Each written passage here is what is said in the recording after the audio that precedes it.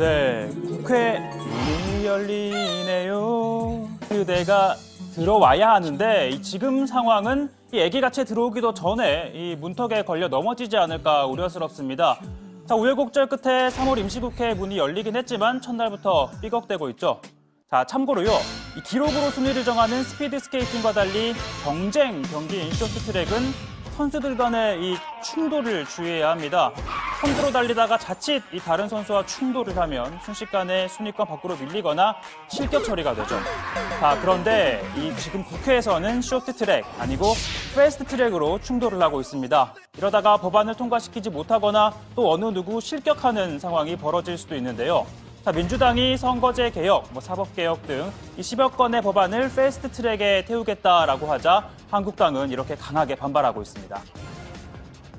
패스트트랙을 태우겠다는 것은 그들 마음대로, 멋대로 모든 법안을 자신들의 입맛대로 하겠다는 것입니다. 저희는 거듭 경고하지만 이제 의원직 총사퇴를 불사할 것이라는 것을 분명히 밝혀줍니다. 이렇게 된다면 대한민국 정치혁명이 패스트트랙 단 한 번에 이뤄지는 획기적인 전환점을 맞게 될 것입니다. 과거로 돌아가려는 무지각한 행동도 단번에 사라지게 될 것입니다. 자, 이 한국당 입장을 좀 보면요. 민주당이 내놓은 사법개혁법은 이 검경을 갈라치게 하고 또 공수처는 옥상옥에 불과하다. 또 국정원법은 안보를 무력화하는 법이라는 주장입니다. 게다가 국회의원을 뽑는 룰을 우리와 합의하지 않고 처리하겠다는 건 이 민주주의를 부정하는 것이라고 주장했습니다. 제1야당을 패싱한 채 패스트트랙으로 거래하는 사상 초유의 선거법 구태타를 강행하고 나섰습니다. 대통령 독재국가를 시도하는 것 아닌가 이런 생각을 합니다. 자, 여기에다가 이 5.18 망언 사태도 충돌만 거듭했습니다. 자, 윤리특위는 망언 3인방을 포함해 그동안 징계안이 제출된 국회의원 18명을 일괄적으로 상정을 했죠. 그리고 윤리심사자문위에 다음 달 9일까지 징계 수위를 정해달라고 했는데요. 그리고 어떤 안건을 먼저 처리할지에 대해서도 또 자문위가 판단해달라고 했습니다. 그러니까 본인들이 사실상 합의를 못하자 자문위에 떠넘긴 모양새인데요. 그러면서 정작 자신들은 내탓만 했는데 민주당 의원들의 이 피켓이 발단이 됐습니다. 윤리위원회 자격으로 와 있습니다. 지금 보니까 이게 당론 같아요. 그런데 지금 그런데 국민의 목소리면 이 회의장을 나가서 하세요. 한국당은 김병준 비대위원장께서 3명을 징계하시겠다고 말씀하셨습니다. 그쪽이 먼저 당론을 정하신 거고요. 자, 그런데 또 비공개 회의에서는요, 어김없이 제 식구 감싸기 행태를 보였습니다. 자, 민주당에서는 야당이 우선 징계를 요구하는 서영교, 손혜원 의원을 두둔하는 목소리가, 또 한국당에서는 이 망언 3인방에 대해 소수 의견을 존중해야 한다며 옹호하는 목소리가 나왔다고 합니다. 그뿐만이 아닙니다. 여야는 사회 문제로 떠오른 미세먼지를 재난으로 규정키로 하고 관련법을 처리하기로 합의는 했지만 이 대책을 놓고선 충돌을 거듭하고 있습니다. 자, 어제 환경부가 내놓은 긴급조치의 핵심은 3가지인데요. 첫째, 인공강우 실험 등 중국과의 협력 강화. 둘째, 차량 운행 제한 강화. 그리고 3번째는 직접 한번 들어보시죠.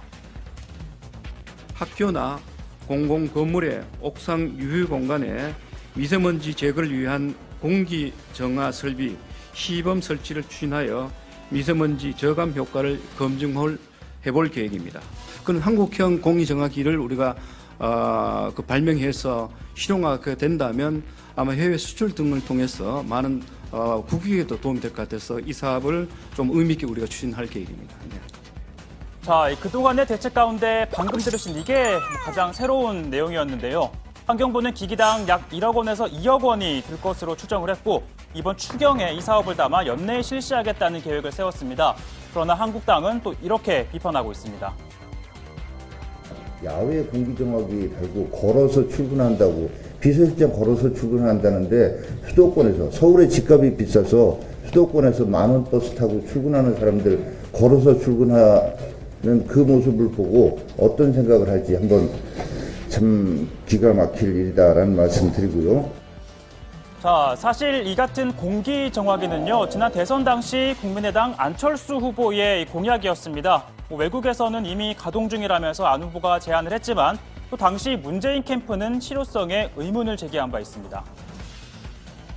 스모그 프리타워를 우리도 시범 설치를 해서 그 가동을 해보는 것이 저는 시도할 만한 가치가 있다고 봅니다. 스모그 프리타워가 이렇게 지금 생겼다고 합니다.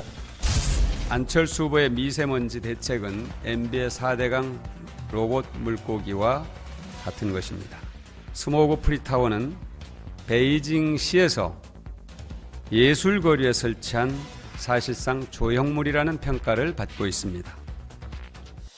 자, 그러다 보니까 이번 정부가 개발하겠다는 공기정화기가 제2의 로봇 물고기가 되는 것 아니냐는 우려와 비판이 동시에 나오고 있는데요.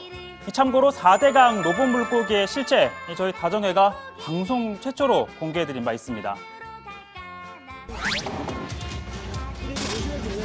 이 로봇 물고기 제가 직접 이 청계천 물에 한번 담가 보겠습니다. 네, 지금 물에 들어갔는데요.